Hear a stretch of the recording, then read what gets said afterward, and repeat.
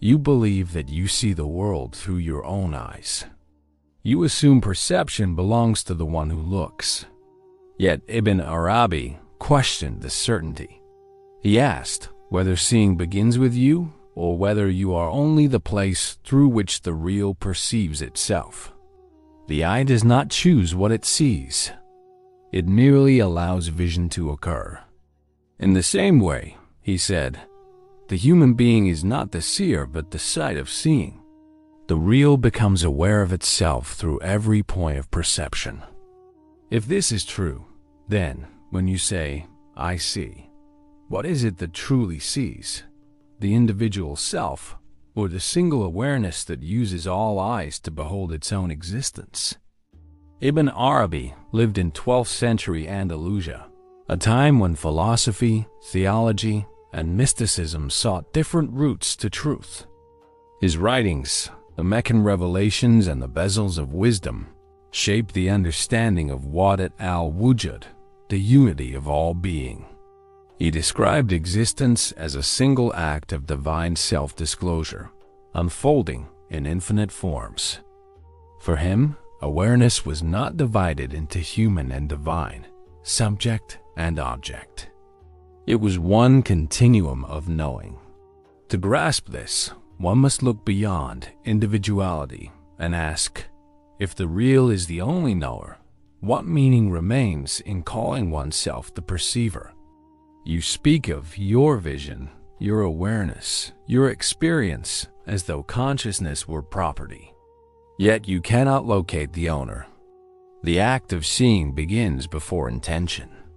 It happens before thought can claim it. Ibn Arabi asked, if you do not decide to perceive, how can you own perception? The moment you look, awareness has already occurred. What you call I merely arrives afterward, naming what was never yours to begin with. If perception is not owned, then the self is not the origin of seeing, but its occasion. You begin to wonder, is awareness something you perform or something that performs you? Ibn Arabi taught that the world exists as God's continuous act of revealing himself. Each moment of perception is a mode of this disclosure. Reality does not stand apart, waiting to be seen.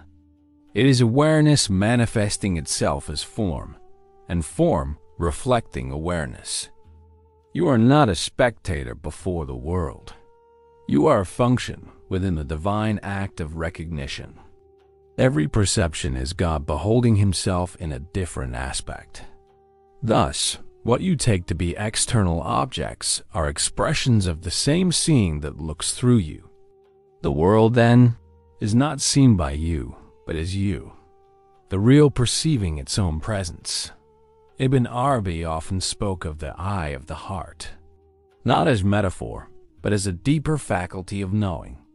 The physical eye perceives form. The heart perceives meaning. Through the heart, the real sees itself without mediation. When awareness turns upon itself, seer and seen converge. The heart does not create vision. It permits the divine to appear as understanding. To see with the heart is to witness without appropriation. You recognize that perception is not only sensory, but existential. It is being knowing being. When you realize this, you cease to see as a person and begin to see as presence itself. There seems to be two: you, who perceive, and the divine, who perceives through you.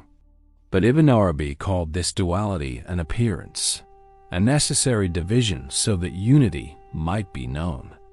The real observes itself in contrast so that self-recognition can occur.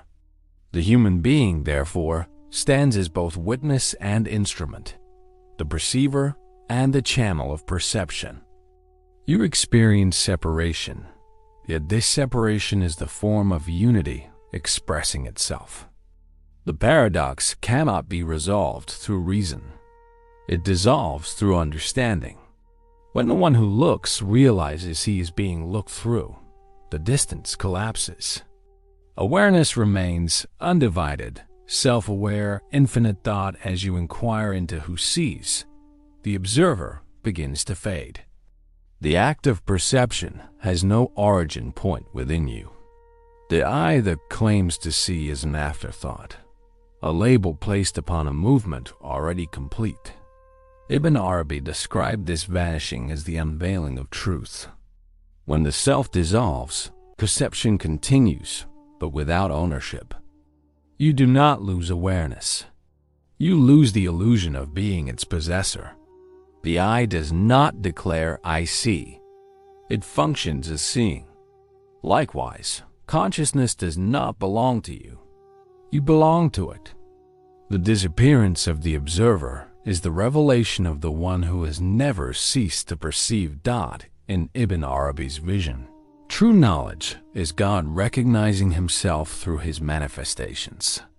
Understanding arises not from effort, but from alignment with the divine act of knowing. When insight dawns, it is not you who comprehend. It is comprehension itself becoming conscious within you. Every realization, every thought, every clarity is a mode of divine remembrance. To know something truly is to witness the real acknowledging itself in the language of your mind. The act of knowing and the known are one. What you call learning is the infinite becoming aware of its own depth through finite forms. For Ibn Arabi, seeing is not mere observation, it is devotion. Each act of awareness is an affirmation of the real. When you perceive without claiming, you participate in worship. The eye becomes prayer, not through words but through recognition. Every perception is remembrance, the divine acknowledging its own presence in what appears. To see truly is to consent to unity. The world becomes a continuous act of remembrance in which there is no worshipper and no worshipped, only the real observing itself through countless points of view. Perception, when freed from ownership, becomes the purest form of surrender. You began believing that you were the one who sees.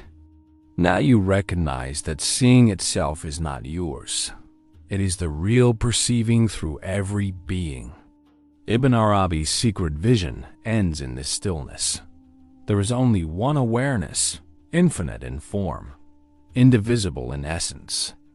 The seer, the seen, and the act of seeing are a single reality, appearing as many. When you no longer say, "I see," perception becomes pure, unclaimed, and complete. What remains is not silence, but understanding that the real has never ceased to look, only forgotten that it was looking through you. The eye you call yours has always been the eye of the infinite, perceiving itself. The journey begins with the belief that perception belongs to the human subject. Through Ibn Arabi's teaching, this assumption dissolves. Step by step, awareness is revealed as divine in origin. Perception, knowledge, and consciousness are not personal possessions, but movements of the real. The duality between human and divine perception collapses into unity. The listener moves from questioning ownership, who sees, to recognition, seeing itself is divine. The conclusion rests in intellectual stillness. There is only awareness expressing itself in countless forms. To see, to know, to be, all are the real recognizing itself. The seeker no longer looks for God, for every act of seeing has always been God seeing through the seeker.